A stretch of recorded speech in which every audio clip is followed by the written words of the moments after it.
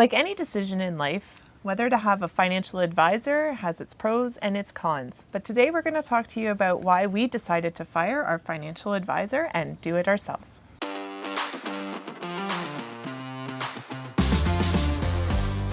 Hey, if this is your first time here, welcome. My name is Jean. And I'm Christine. We are a Canadian couple living in Toronto, Canada, and we are planning to stop working in 2024. Our financial independence journey started back in 2019. That's when we had around $60,000 in consumer debt. We are over this debt, but guess what? This is actually what we're going to be discussing with you today. Also happened in 2019. At that time, we were so excited about the concept of financial independence and early retirement. We wanted to put our finances in place. We wanted to talk to somebody and see what we can do to optimize of our finances. As a result, we end up talking with some family members and they said, why don't you talk with our financial advisor? And then it was, oh, perfect. Yeah, we just kind of thought that that was the next step, that's what you did when you were looking to start planning your financial future. You went to a professional, right, Yeah. to get that done. Mm-hmm. So we did. We did. And the first time he came to our place, we had the initial conversation where he was asking us questions. It was actually an eye-opening for us. We never thought about this before. We were new to the concept. All that we wanted to do is what can we do to stop working and enjoying life. He came with a bunch of questions and we had to kind of do our own diligence. And when he was here with us, as we were going through some of the questions that he has, he said, you have to consider life insurance. You have to consider that you might end up getting cancer. You have to consider so many things, and we were excited, but at the same time, we wanted to kind of take care of ourselves, right? So we were presented with life insurance, we were presented with critical illness, and also disability insurance. And that was the first time that the sales aspect of it kind of came into the conversation and into the appointment. And I mean, I guess we get it. They have to make money somewhere, but they clearly were pushing these three products and not using necessarily scare tactics, maybe. No. A little bit to a certain extent. I think we were oversold Yes, we on the did. insurance a little bit, and we fell for it. So we got it all. Yes, we got it all, and we were invited to go to the office, to his office. It was a beautiful day during the summertime. We went to Bay Street here in Toronto, which is like the financial district. There we go. Toronto, we went to his office, beautiful view of the lake, great coffee, great everything. And we started talking about the finances again. Yeah, and that's where we got introduced to the Monte Carlo simulation. Yes. It was great. We were supposed to be millionaires. We were going to have over $15 million by the time we... He turned 65, yeah, I guess. By investing with them. Which, I mean, is great. But I guess we walked away from that thinking, one, we don't need $16 million. And two, that seems a little too good to be true. Yeah, exactly. And then we decided to do our own research. We decided to go, and by the way, we end up signing the paperwork. So we end up getting the life insurance, the disabilities insurance. We also critical illness. Yeah, and we'd actually started some investments some at that of the point. investments with them.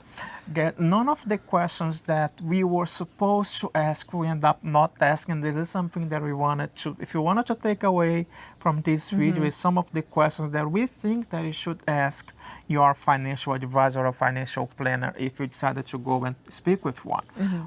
Didn't do anything. It was basically on the trust that they had with our family members, which is okay. But on our situation, it didn't fit what we were looking for. And I guess after that meeting, we really started to deep dive into the DIY aspect of FIRE. And Gianna had already had some experience with that.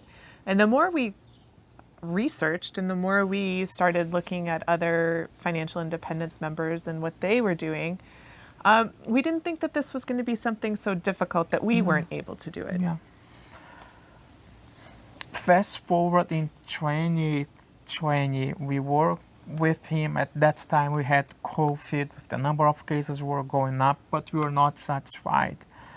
We knew that it was time to do one step forward. That's when we thought maybe we should do the Smith maneuver. If you are new to this concept of the Smith maneuver, I'm gonna put up here a playlist where you can take a look. But we thought, we have this chunk of money. What should we do with our investments? Yeah, so we reached out to this individual and basically said, this is what we want to do. And we waited, and we waited, and we waited, and nobody was getting back to us. And we're like, you know what? We're not waiting. Like, this is our journey, and this is our lives, and this is what we want to do. And we want to do it now. We don't have to wait for somebody to return a phone call or an email or a text message in order to be able to do what we want to do. Yeah.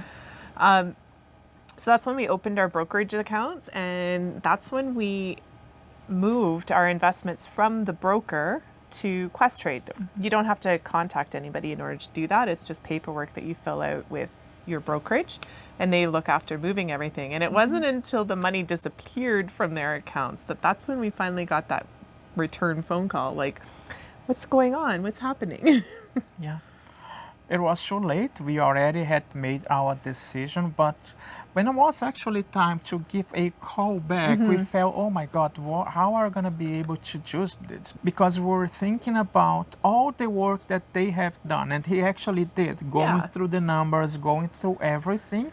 And we didn't want to end up this relationship or kind of be in a difficult situation because of the referral that we've got. But at the same time, I guess that we were open about the things that we wanted to do and we were not getting from them. One of the examples was actually the MER, the management expense ratio. If I'm not mistaken, one of the products that they've had was more than 2.3 or 2.4%. Yeah. And it's expensive. It was quite expensive, and the products that I was telling, what about this product or that product? And they said, we don't have it, which is okay, right? But we thought, that's one of the reasons that I don't think it's worth it, so we would rather do ourselves, and we end up doing it. And I guess that's it. That's when we took that plunge and we started our own investment journey into the markets and really started sharing all of that kind of stuff with you guys. Yeah. And that's when we became the DIY investors we are We today. became the DIY investors, and in 2021, we decided to create this channel.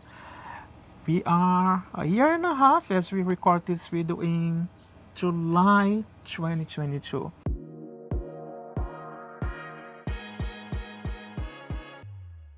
And what we wanted to do is share with you some of the reasons that we decided to go and do everything ourselves. The first one was knowledge. Yeah, and then we touched on this briefly during our little story time there. But it's just the knowledge. Jean mentioned it briefly about the products that they had us in. We didn't actually know what those products were. We didn't know the basis of them. They have their own fancy names. Each beautiful one of these graphics. Yeah, each one really pretty graphics.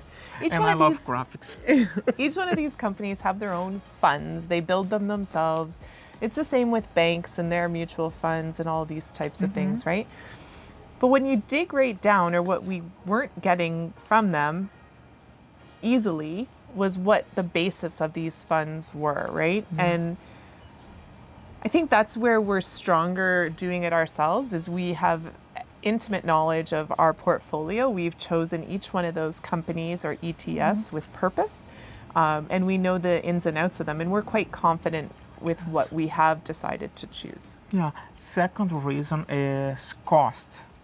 Having a financial planner or financial advisor, it costs you money, and it's totally fine. They should be compensated for the services that they are providing us.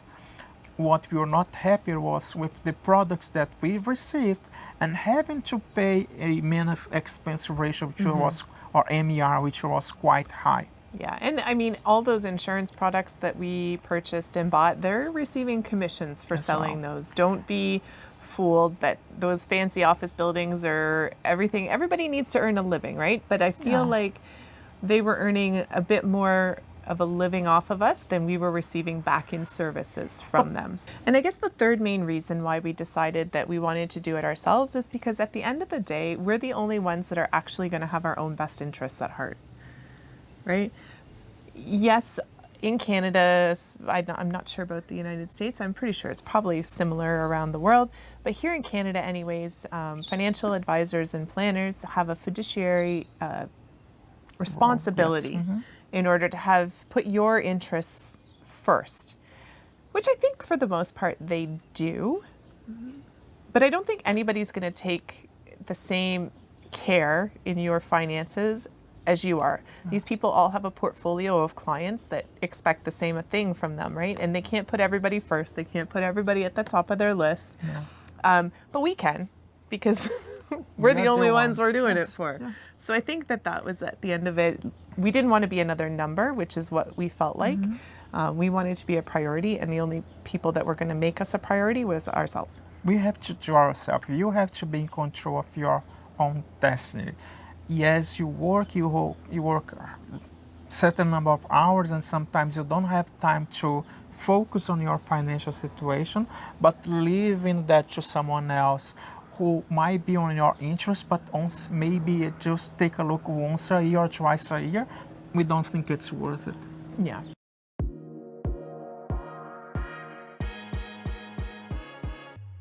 So those were our three main reasons sort of that triggered us to leave the financial advisor and kind of go out on our own and take that on ourselves. We're happy with it, but it's not going to be for everybody. There are good benefits to having a financial advisor. The first one is time. If you don't have time to take a look at your finances, you have to hire someone to do on your behalf. And another one's emotion.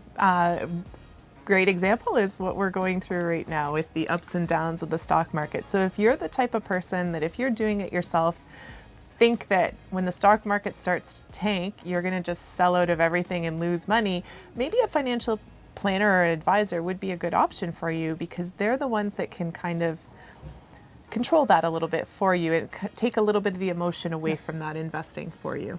Yeah. But we also think that there's certain questions that maybe you should pay attention to if you decide to go the financial advisor route. There's certain things that you need to make sure you ask. And these are some of the questions that we wish we would have asked our financial advisor once we had our first meeting. The first one is, how are they getting compensated? Which is important. So they're providing you a service. It's not free. We totally get it. They should be compensated. But what is the... What fees exactly will you be paying? Yes, what fees exactly they will be paying and how they are being compensated for that. And have them break it right down for you and show you itemized line for line, right? Where your money is going. It's your money. And so you need to know at the end of the year how much of your money is going to them, because you're paying them, and you're paying them a decent amount of money. And they should be paid. And again, it goes back to that. We are not saying that financial advisors are bad people. No, not at all. But what we are saying is, do your own diligence. It's your own money, and you should be aware of how they are getting compensated, and at the same time, what's the return that you are getting. And along with that compensation is the management expense fees that you're going to be charged on your money. I think we're going to put up on the screen a brief example comparing maybe an ETF versus a common percent MER for a mutual fund. So you're looking at 0.46, I think, percent for an ETF versus 2.4% for a mutual fund. We don't have the numbers in front of us right now, but I think we're going to do something along those lines. So you're just going to see at the end of your investment lifespan of, we're going to do 10 years. I guess it's 10 years. Yeah. At the bottom, you're going to see kind of what you'd be paying in fees to a financial advisor or to a mutual fund versus an ETF. And it's just something to keep in mind. And we're not saying that it's not worth it, because it could be worth it to you. But you need to be aware of where your money is going. Yeah, the other one is their qualifications, how many years of experience that they have on the field.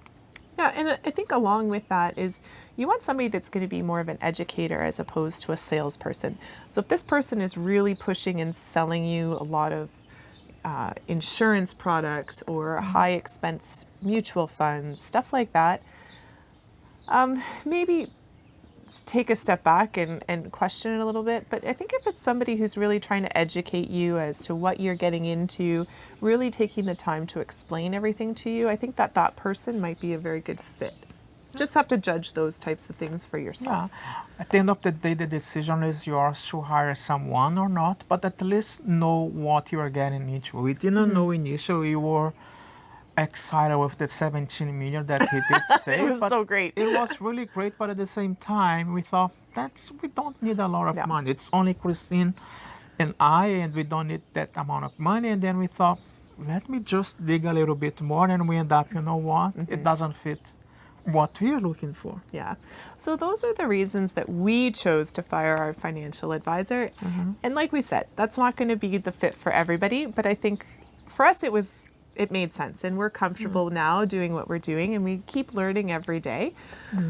And I don't think we would change it now for anything. No. And we end up even having a financial advisor later on, but a fee-only Yes. financial advisor, just to take a look at our investments and some of the things that we wanted to do. We were happy he was not selling anything. He was basically looking at our situation and saying, yes, it makes sense, it doesn't make any sense. Yep. Right?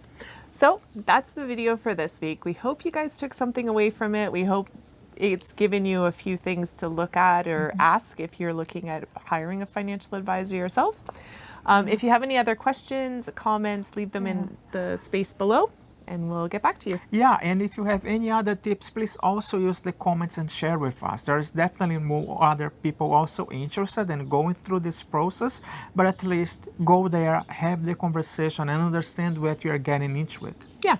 So that's it for this week. Hope you guys have a great one, and we'll see you soon. Take care, stay safe. Bye. Bye.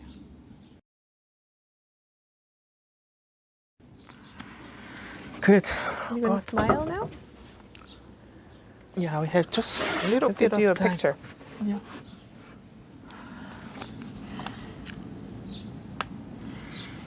What's that? I don't know.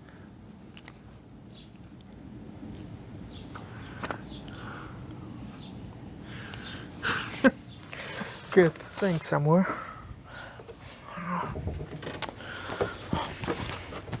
I screwed things. Only that, we are planning to stop working and doing I don't even know what in 2024. We are gonna stop.